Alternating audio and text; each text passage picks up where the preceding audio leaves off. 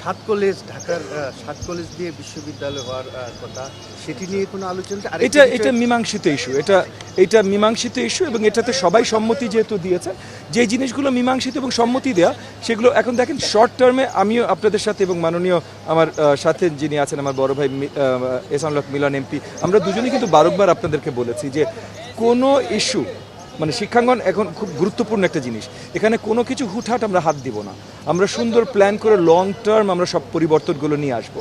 আর বাকি যে ইস্যুগুলো মীমাংসিত সেগুলো যদি লং টার্ম আরও ভালো করবার জন্য চেঞ্জ প্রয়োজন হয়, লং টার্ম আমরা চেঞ্জ করব, কিন্তু হুটহাট কিছুতে আমরা হাত দিতে রাজি না।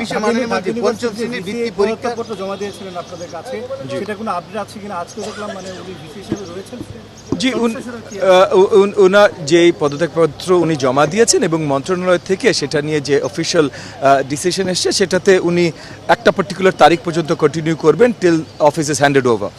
সো অফিস হ্যান্ড ওভার করা হবে টেম্পোরারিলি নেক্সট ইন পজিশনে যিনি আছেন, এবং তারপর আমরা পার্মানেন্ট আবার নেক্সট ভিসি আমরা সঠিক যে পদ্ধতিগুলো একদম সঠিক পদ্ধতি সেই পদ্ধতিগুলোর মাধ্যমেই আমরা এগিয়ে যাব। এবং মাননীয় প্রধানমন্ত্রী এটা নিয়ে জানতে চেয়েছেন বেস্ট প্রসিডিওর্স কী, গ্লোবাল বেস্ট প্র্যাকটিসেস কী এত বড় এত প্রসিদ্ধ বিশ্ববিদ্যালয়ের ভিসি হবার জন্য, এবং সেই সব তথ্য আমরা মাননীয় প্রধানমন্ত্রীর ডেস্কেও পৌঁছাচ্ছি।